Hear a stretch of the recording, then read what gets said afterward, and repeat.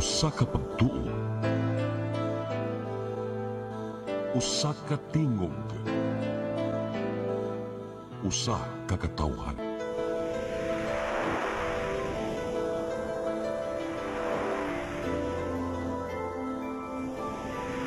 Cebu Catholic Television Network.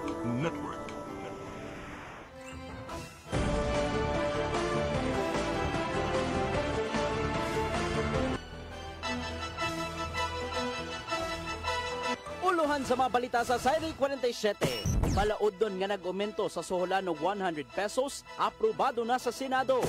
Mga sakinan nga pipila katoy nang na-impound sa Traffic Enforcement Agency of Mandawi, ipanghipos na. Lineup ni Mayor Rama sa umabot ng 2025 midterm elections, ipaibaw na, diin apil nini ang mga sakop sa BOPK. Mga isdang lupoy ni Dagsa sa Barangay Tingo, Isla sa Unanggo, mga nakakita na buhong sa pagpanguha. Sugbo, Kabisayan ug Mindanao, Pilipinas ug katawhan kutos maabot atong Sibya sa tibuok kalibutan mayong hapon. Live kita karon sa CCTN Channel 47 ug kini ang tulumanon sa nag-unang kasayuran nga angay natong masayran. Ako si Dennis Tabar. Tulumanon sa patas nga mga balita ug opinyon. Ako si Danica Caballes. Kini ang Sayri 47.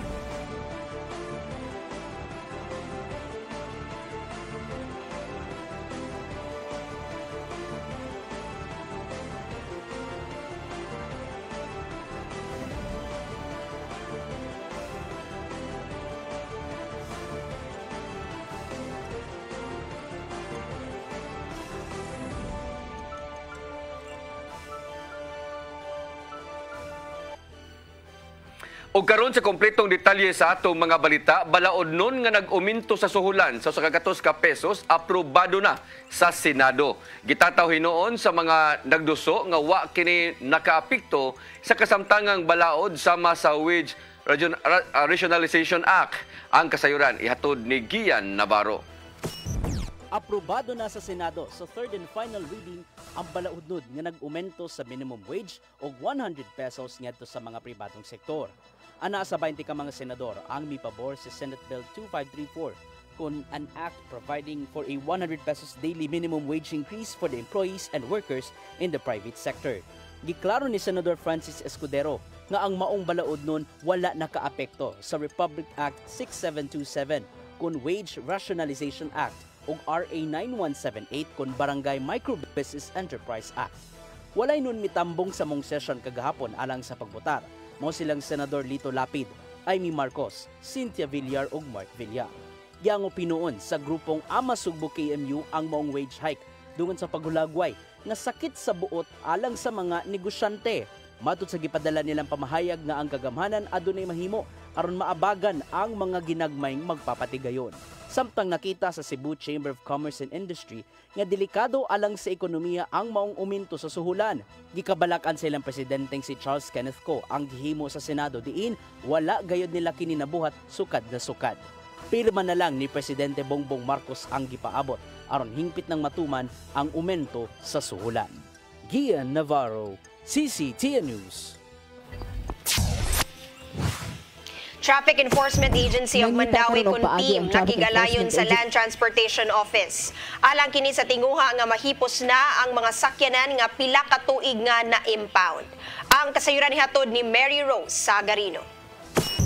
Nangita karon og paagi ang Traffic Enforcement Agency of Mandawi kun team nga ma-dispose sa mga impounded nga mga sakyanan. Matod ni Hilary Tuya ang Assistant Department Head sa Traffic Enforcement Agency of Mandawi kun team nga nakipag-alayo na sila sa mga ahensya lakip na sa Land Transportation Office.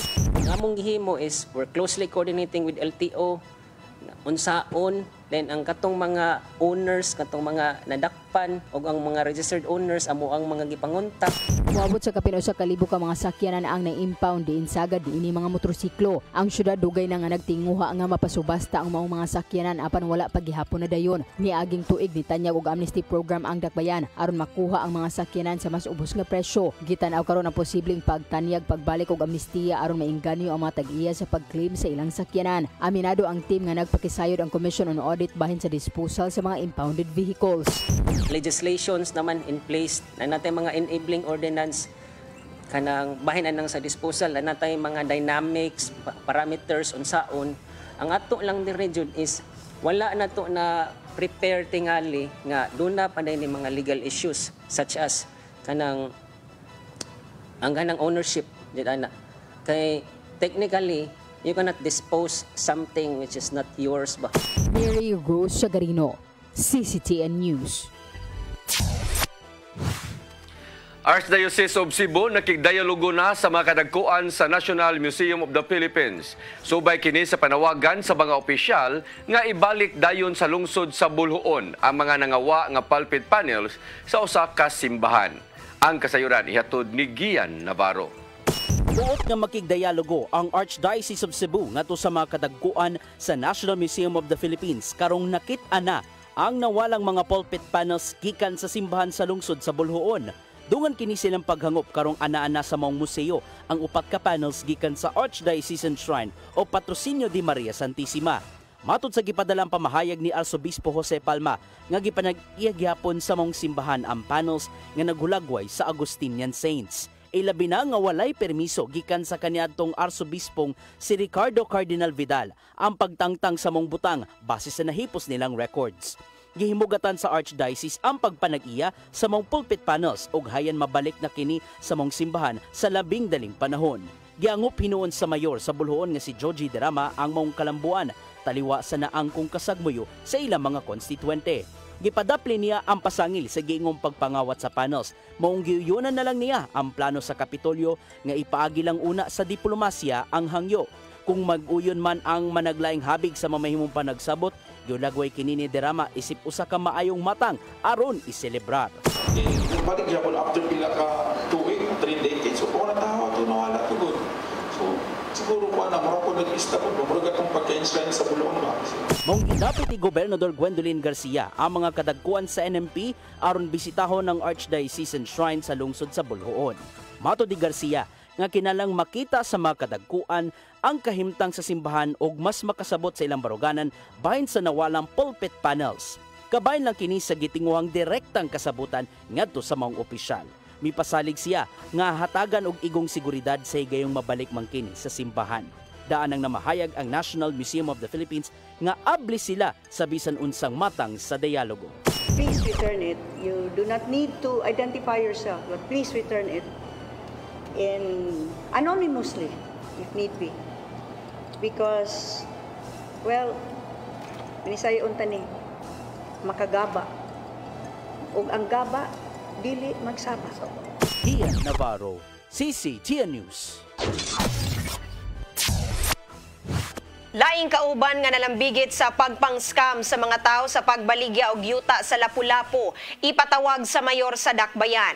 Hatagan kini og kahigayunan nga mabalik sa mga biktima ang kwarta aron dili makasuhan. Ang kasayuran hatod ni Crystal Felerca. Nasabutan kagahapon nga karong adlaw mag-atubang balik si Glenda ang gireklamong ng scam sa gibaligya niining yuta sa barangay Kanhulaw, syudad sa Lapu-Lapu ug ang mga nagreklamo bato kaniya nga dalhon niya ang 400,000 nga iyang gisaad. Apan wala kini mito nga sa nasabutan. Matod ni Mayor Junard Ahongchan nga nagpaabot kini og mensahe ngadto kaniya nga dili siya katunga tungod kay wala siya sa kantidad nga iyang gisaad. Karong adlaw mas nidaghan hinuon ang nitumaw nga mga biktima, dili lang mga taga Sugbo apan aduna pay taga Tacloban ug Bohol. Niabot og 35 ka buok ang mga reklamante ug ang kantidad nga nakuha kanila niabot sa kapin 7 milyones. Nasayran karong adlaw base sa mga gipangsaysay sa mga biktima nga daghan pa di ay ang mga individual nga may kalambigitan sa maong pagpang-scam kanila. Tungod kay wala magpakita si Glenda, wala pagihapon kini mahusay. Ipatawag usab sa mayor ang kadtong mga nalambigit ug tagaan sila og laing higayon aron sa pagsettle niini. Well, mana tagaan nato sila gagayunan sa pag anhi, no? So, mana atong ipatawag ang other personalities nga na-involved sa maong transaction kay naamay deed of sale ito, dili lang si Glenda ang appeal niini. So doon ay mga other personalities nga na-involved which atang ipapil og tawag. So once ma-completed na to itong mga personalities nga na-involved niini, we will call the victims. Thank you. Ugaling dili gyud ma-recover ang kwarta ug dili mabalik sa mga biktima, mutabang ang syudad nga mafailan og large-scale estafa ang mga responsable niini. Crystal Joy Felerca, CCTN News. Gipamulta ang 7 ka mga developer o individual sa dakbayan sa Sugbong nga namutol og mga kahoy sa dakbayan. Kini tungod sa kakuwang og permit gikan sa Cebu City Environment and Natural Resources Office kun si SINRO. Angay naisyuhan og citation og gipamulta mao ang Colera Construction, Greenwood Subdivision, Tabangao Realty Incorporated, Arsinas Development Corporation, Jane Ibanez, Rodel Tabasa ug Judith Kalingan. Gipahimangnuan sa Pangulo sa SINRO nga si Raymar Ihara ang mga sugbuanon nga dili magpataka og pamutol og kahoy aron dili kini makamulta.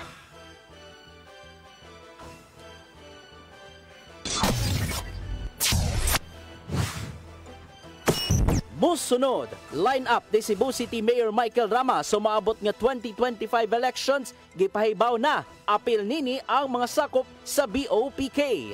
Kanaw guban pa mga balita sa pagbalik sa Sayri 47.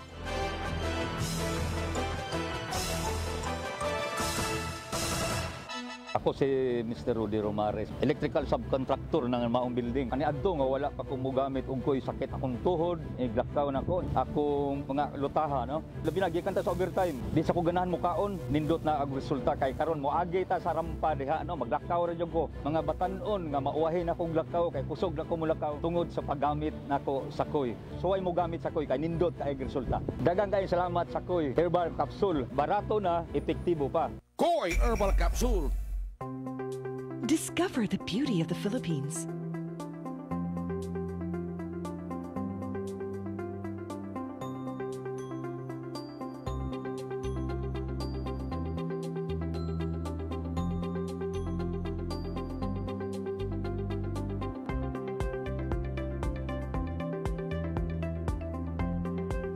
With Philippine Airlines, the country's flag carrier.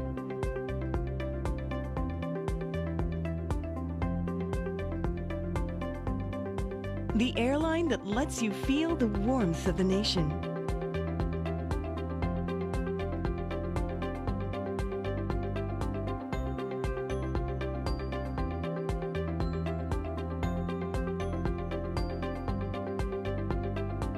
Mabuhay!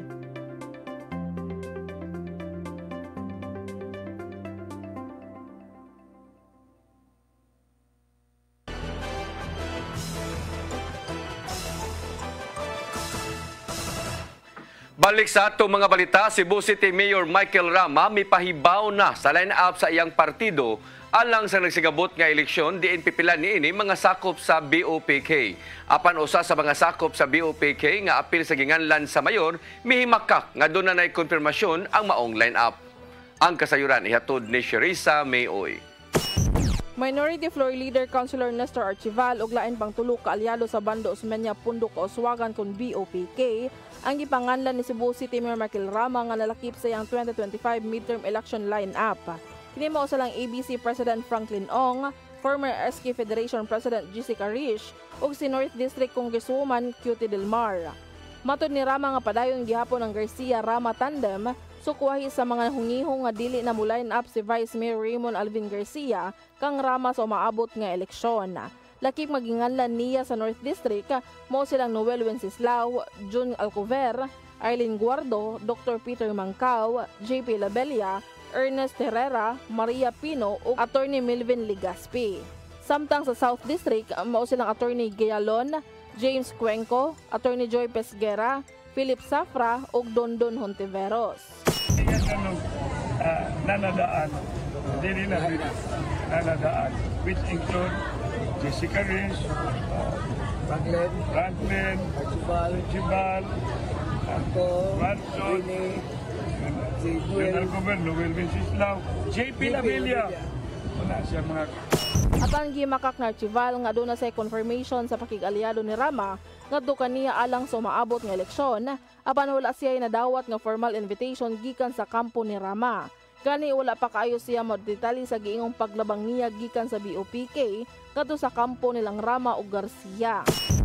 Wala pa man gid may nag-istorya sa grupo karon. So wala pa man wa pa final. Wa pa final ba? So gilista ko dito ni Mayor pero not unless ma-final ang among kanang istorya gyud kung di man mo fill up or whatever. Wa ako nang that's the time na siguro i-finalize. Samtang wala rami direkta si kanhi Mayor Tomas Osmeña kung mabalik siya pagbalik isip mayor sa syudad apan iyang gisaway ang nag-aging administrasyon sama ni Rama ug kanhi Mayor Edgardo Labella. Matod sa mensahe nga gipadala ni Osmeña sa CCTN News Team nga dili siya interesado nga hipuson ang hugaw nga gibili ni Rama ug Labella gikan sa ilang pangangtungdanan. Pinuon gikatakda ang pagduso sa Certificate of Candidacy sa midterm election inig October 2024 pa. Shiri Zamay-Uy, CCTN News. Niabot na og dulan 30,000 ang nagparehistro sa Comelec 7 aron makabotar sa umaabot nga 2025 election sa milabay nga semana. Sa datos nga gihatag sa Comelec 7 nga kini sulod lang sa unang semana sa voters registration. Sa maong gidaghanon moabot sa 19,000 ang nagikan sa Sugbo samtang kapin 5,000 ang nagikan sa Negros Oriental. Mirehistro sab ang 3,000 kapin ka mga botante nga gikan sa lalawigan sa Bohol ug 887 gikan sa Siquijor. Samtang giawhag sa Comelec 7 ang publiko nga pahimuslan ang Register Anywhere program alang sa mas sayon nga pagparehistro karong eleksyon. Magpadayon ang voters registration hangtod Setyembre 30.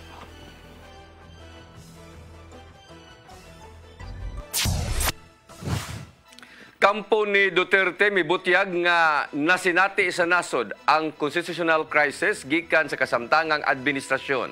Hinundan nga ilang dadon sa dakbayan sa Sugbo ang panawagan nila nga transparency sa kagamhanan pinagi sa prayer rally. Ang kasayuran ihatod ni Gian Navarro. Ipadayon dinhi sa Sugbo ang panawagan sa kampo gikan sa mga supporters ni kanhi Presidente Rodrigo Duterte nga transparency sa kagamhanan ilabi na ning kasamtangang administrasyon. Mupay gayon ng kampo ni Duterte og prayer rally karong Domingo sa gabi sa kasadya sa SRP grounds. Diha nila ipanawagan ang hugtanon nilang pagsupak sa pag-amenda sa kasamtangang Batakang Balaod diin una kining nasugdan sa Davao City. Matod sa mga lead conveners nga natagamtaman sa nasod ang constitutional crisis tungod sa issue sa charter change. Gihimug-atan lang nga alang gayud sa interes sa mga politiko ang agenda sa pagbag-o sa konstitusyon. Kinibisan pa man sa pagdepensa sa Administrasyong Marcos Jr. nga economic provisions lang ang buot nilang bag-uhon. There's no transparency there because even up to now, we really do not know what are the issues for that petition. From other people I've heard, it's about term extension. That's what they read, and then they signed. From other people, it's about economic provisions. Nakita usab sa mga lead conveners gikan sa mga political support groups nga susama ang sentimiento sa mga Sugboanon sa mga anaa sa Mindanao. Maong pinaagi sa ipahigayon nilang prayer rally, ibutyag nila ang mga hinungdan kung nganong sukway sila sa charter change ug not for sale ang katawhang Pilipino alang niini. So, constitutional crisis, nakakabahala yon, definitely, because instead of tinatrabaho nila yung mga bills na dapat para sa bansa, nagkakaroon tuloy ng ganitong klaseng crisis, no? Panguluhan ni former President Rodrigo Duterte ang maong prayer rally ug kuyog niya ang pipila ng mga kaalyado. Gidapit nila sa pagtambong si Cebu City Mayor Michael Rama sa prayer rally bisan pa man siyang pagduha-duha. Bisan pa man sa tema sa ilang prayer rally, gihimug-atan nila nga dili kini rally nga kontra sa gobyerno. It's really more on maybe to edge or to urge government into doing what it's supposed to be. Ian Navarro, CCTN News. Hugot nga gibatukan sa kagamhanan sa dakbayan sa Danao ang human trafficking pinagi sa usa ka ordinansa. Gipatuman sa syudad ang Ordinance Number 2023-17042 nga nagpaligon sa Anti-Trafficking in Persons Act of 2022. Matod sa Danao City LGU nga gipanalipdan nila ang kaayuhan sa mga kababayenan o kabatan-unan nga sagad mabiktima sa mga illegal nga buluhaton. Miawhag ang mismong LGU sa publiko nga isumbong kanila kung ugali nga dunay mabiktima sa human trafficking. Kung kinsa man ang magtago-tago sa impormasyon bahin sa human trafficking, silutan og multa hangtod 2,500 pesos ug pagkapriso hangtod sa 30 ka adlaw.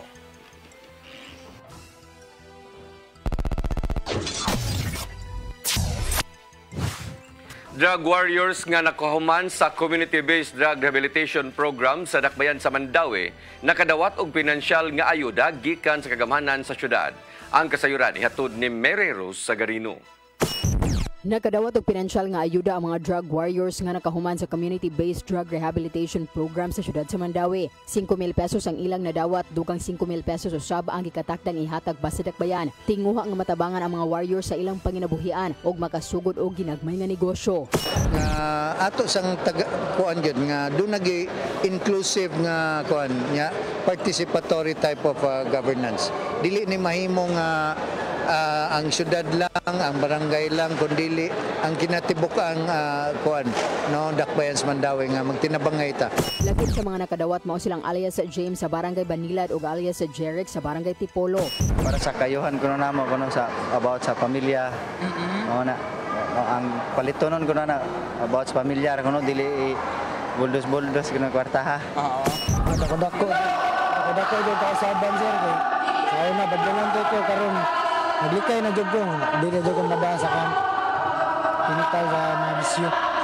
Pamilyado sa ang paghatag og livelihood financial assistance lakip sa aftercare program sa syudad. Ang Mandawi nagtinguha nga mahimong drug-cleared city. Sa kasamtangan sa 20 city ka barangay sa Dakbayan, 13 na niini ang gideklarar nga drug-cleared sa Regional Oversight Committee. Kini mao ang barangay Cambaro, Kanduman, Kasuntingan, Mantuyong, Basaka, Paknaan, Kasili, Tabuk, Upaw, Bakilid, Tawason, Tingub ug Subang Dako. Yes, nga to get continuous monitoring in cooperation with MCPO, PIDEA ug sa liga ng mga barangay. Mo ni atong tuyo gyud nga ma-drug cleared ang atong nakalain-lain barangay. Mary Rose Sagarino, CCTN News. Balik sa atong mga balita, nakuhaan og hulagway ang usa ka residente sa barangay Tinggo, Isla sa Olango ang pagdagsa sa mga isdang lupoy niadtong Domingo sa gabi. Matod ni Maria Jecor Ochea, residente og nag-upload sa video nga gikan silang misimba niadtong higayuna og nadesisyonan nga mag-standby sa Taytayan aron motan-aw og sunset. Ilabi na nga maopay pag-alasay sa gabi. Wa sila magdahom nga mikalit og dagsa ang mga isda, mga pasado alas 6:45 ug uban sa mga nag-standby sa dapit. Nalingaw sila og papanguha sa mga isda ug nalibre na hinuon ang ilang panihapon. Mato di Ochea nga niabot gyud og mga 30 minutos ang pagdagsa sa mga lupoy ug kini mo'y unang higayon nga dunay mga isdang midagsa diha sa ilang barangay.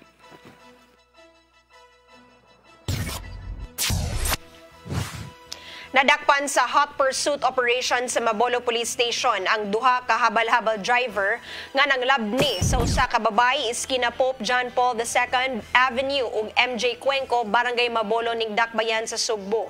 Giila ang duha nga silang Antonio Malusay ug Eugenio Santa Ana. Nasuta sa investigasyon sa Mabolo Police Station nga wala magdahom ang biktimang si Erica May Andrade. Nga labnihon ang iyang shoulder bag ni Santa Ana nga adunay sulod nga kwarta nga 3,800 pesos, lakip na ang postal ID. Nakuha noon pagbalik ang bag sa biktima ug pasakaan og kasong pagpangawat ang mga dinakpan.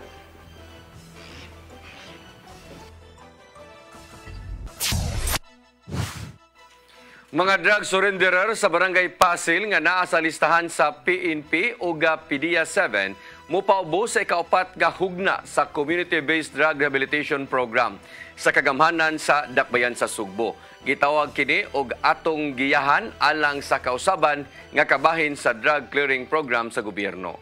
Ang kasayuran ihatod ni Arnold Bustamante.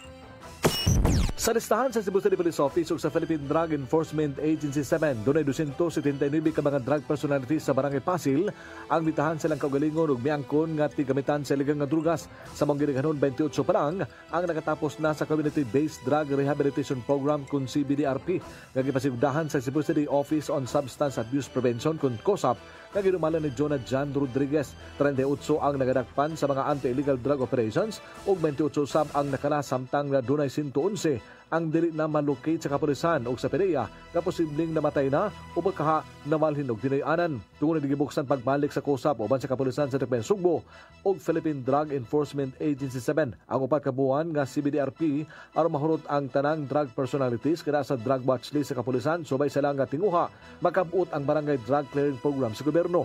Gawas ani matabangan usab ang mao nga mga drug personality nga mawagtang sila sa listahan sa PNP ug PDEA ug makabalik na sila silang normal nga kinabuhi kung wala na sila mogamit sa legal nga droga. Ang community-based drug program duha ang tumong numero 1 matabangan nato ato ang mga kaigsuonan nga naa sa PNP PDEA watch list nga eventually ma-delist or ma-deactivated ilang pangan. Number 2, matabangan ang ilang drug addiction problem kay doon na naman tayo mga modules, doon na tayo intervention to be facilitated by our mga recovery coaches who used to be drug addicts. And then, usa ni sa parameters para ma-declared ang barangay as drug cleared. Ipasabot si Rodriguez kung ang tanang drug personality na account kini sa Barangay Anti-Drug Abuse Council kon Badak ug napaubos ang tanan sa CBDRP, kandidato kini nga madeklarar nga drug cleared barangay. Apan mato niya nga wala kini magpasabot nga dili na masudlan og illegal nga drugas ang mao nga barangay, din kinahanglan lang nga mamonitor sa barangay officials ang mao nga mga drug personality nga wala na mobalik sa naandang nga bisyo. But it doesn't mean kung ang barangay na drug cleared walay laing walay musud sad, no? So mas i-monitor gyapon nato sila every now and then kay kinahanglan man ma-sustain ang iyang drug cleared status. So kung inig verify na sad puhon sa Regional Oversight Committee ang drug clear barangay nang nakita nga uy naibag-ong player apan wala gi-report sa barangay, posible nga ma-revoke ilang drug cleared status. So mao na siya ang importante sad ni ang barangay drug clearing program. Police Colonel Ireneo Dalugdog ang hepe sa kapulisan sa Tekpen Sugbo mihangob sa mga programa tungod kay usani sa mga pamaagi nga makaabot ang ilang tinguha nga demand reduction sa illegal nga drugas nga usa sa kipatutukan sa Department of Interior and Local Government. Giangko ni Dalugdog nga ang Police Regional Office 7 mao karon ang nanguna sa supply reduction sa tibuok Pilipinas tungod sa kadaghan nga nasakmit nga illegal nga drugas apan kinahanglan nga ilang putlon ang demand sa supply sa illegal nga drugas sa matag komunidad. Karon dili lang ta mag-rely dito kundi ato pong paningkamutan ni sa drug demand reduction nga natin mga activity katong gaganina community based drug rehabilitation program ana dito ang mga drug surrenderies kitagaan na to silang tsansa nga mo surrender magbagong buhay kay para abot ang panahon sila mahimo na silang kanang productive member of the society. Bukod kay daghan ang wala motunga sa gibuksan nga CBDRP sa Pasil, ang PNP, PDEA ug ang barangay officials uban sa DILG mihimog oplan katok dadto nga mga drug personality nga naa silang listahan aron agmihon nga mopaubos sa rehabilitation. Kanunuman nga doon na 25 ka mga barangay sa Tekpen Sugbo ang gideklara na nga drug cleared human nga napaubos sa CBDRP ang mga drug personalities ug namonitor usab silang tanan. Kini naglangkob sa Santo Niño, Sudlon 1, Basag Pardo, Sinsin, Tuong, Parian, Sudlon 2, Buot, Sapangdako, Pamutan, San Antonio, Lusaran, Kinasangan, Adlaon, Camagayan, Agsungot, Kalubihan, Binaliw, Punta Prinsesa, Budlaan, Tabunan, Kasambagan, Mabini, Cambinocot ug Zapatera. Arnold Bustamante, CCTV News. Police Regional Office 7 nakasakmit og 28 milyones ka pesos nga balor sa illegal nga droga sulod sa tulo ka adlaw nga operasyon sa tanang units. Nasayran nga ang mga drogas nga nasakmit gikan sa Luzon. Ang kasayuran hatod pagbalik ni Arnold Bustamante. Nakasakmit na usab og balor 28.8 milyones ka pesos nga illegal nga drugas ang kapulisan sa Central Visayas atol sa tulo ka adlaw nga simultaneous anti-criminality and law enforcement operation gikan sa Pebrero 18 nga 2019, 2024 nga resulta sa pagkasikop sa 589 ka mga suspitsado nga nakahimog laing-laing matang sa krimen. Sa data nga gipahibaw ni Police Lieutenant Colonel Gerard Pilare, ang spokesperson ni Police Brigadier General Anthony Abirin, hepe sa Police Regional Office 7 nga ang labing dako nga nasakmit mao ang kapin sa 2 ka kilo nga gituang shabu dito sa Dawis, Lalawigan sa Bohol. Mato ni Pilare nga sa maong ginaganon sa illegal nga drugas nga nasakmit og pagkasikop sa mga suspitsado, nagpasabot kini nga seryoso ang kapulisan sa pagputol sa supply sa illegal nga drugas nga mosulod sa Central Visayas. Pakita nga walay hunong ang inyong Police Regional Office 7 sa conduct og police operations kay mao mo gid na instructions sa atong Regional Director Police Brigadier General Anthony Abirin. Kita sa ninyo nga 2 ka kilo nga siya nakuha sa Bohol. So kining ato ang pagwardya sa Central Visayas no sa tanang lugar no diha sa Bohol, sa Negros, even Insecure, we have deployed competent and highly motivated drug operatives para atong masumpo gining supply. Dugan ni Pilaring nga dali gikan sa Central Visayas sa mga nakuhang shabu din base sa ilang custodial debriefing nga gihimo sama sa naandan gikan sa Luzon ng supply o gitransport kini paingon sa Sugbog, Bohol. Tungod ni pagawas og kamanduan si General Abirin sa tanang City Provincial Police Office Directors nga ilang tutukan ang demand reduction pinagi sa paglusad ug mga programa alang sa drug clearing program. Ang katong sa Bohol, ang report sa atong mga operatiba is gikan gyapon sa Luzon, no? Pero gipalaw man nato ang ato ang pagkandak og analysis sa illegal drug situation sa tibuok Central Visayas nya naasay specific kay instruction ng atong regional director ganina sa among conference mao ang pagkusog sa atong demand reduction strategy, no? We will be intensifying our drug clearing efforts, no, sa pag drug cleared sa barangay kay gusto na to i-complement ang ato ang very aggressive supply reduction strategy. Sa ginaganon sa illegal nga drugas nga nasakmit sunod lang sa pipila ka adlaw gihimakak ni Pilaring nga dunay drug laboratory sa Central Visayas sanglit mailhan ng kini sa packaging ug ang kalidad sa supply nga naabot dinhi. Dunay analysis nga gihimo karon ang mga investigador sa supply sa illegal nga drugas ug masayran kini sa kalidad ug sa pamaagi sa pagputos niini. Arnoldo Samante, CCTV. Mo kadto naglangkob sa atong mga balita sa Sayre 47. Ako si Dennis Tabar. Ako si Danica Caballes. Hangtod ugma sa inyong paboritong tulumanon. Sayre 47. Ako si Mr. Rudy Romares, electrical subcontractor ng maong building. Ani adto nga wala pa ko mogamit og ko'y sakit akong tuhod, iglakaw na ko.